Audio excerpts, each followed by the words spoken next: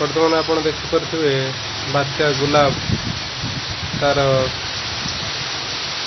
କାୟା ବିସ୍ତାର କରିସାରିଛି।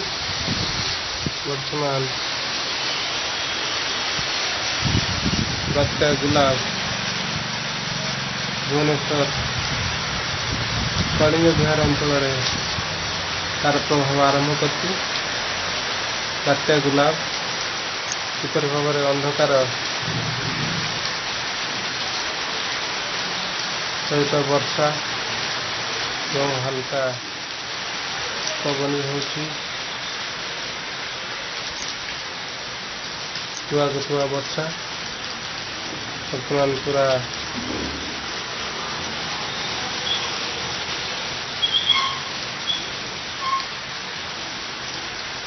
ଅନ୍ଧକାର ଧୀରେ ଧୀରେ ଘନାଘାଟ ହେଉଛି।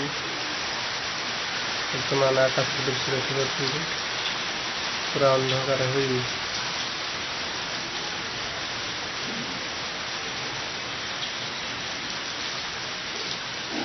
କିପରି ଭାବରେ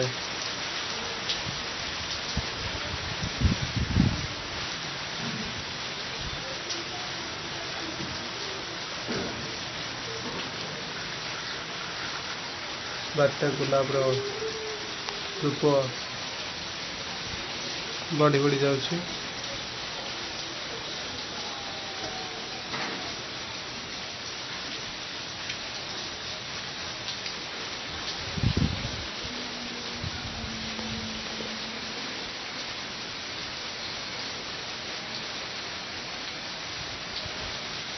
ଦେଖୁଛନ୍ତି ଆପଣ ବାତ୍ୟା ଗୁଲାବ କିପରି ଭାବରେ ମେଘଖଣ୍ଡମାନ ଆକାଶରେ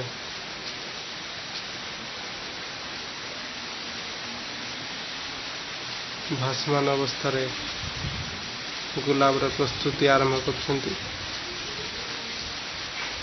ବର୍ତ୍ତମାନ ଆପଣ ଦେଖୁଛନ୍ତି ବାତ୍ୟା ଗୁଲାବ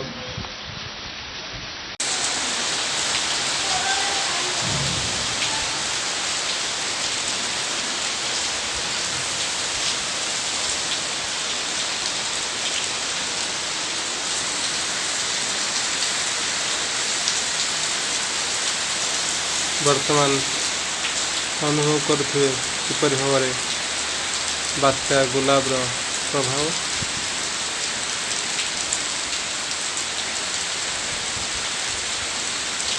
ବର୍ତ୍ତମାନ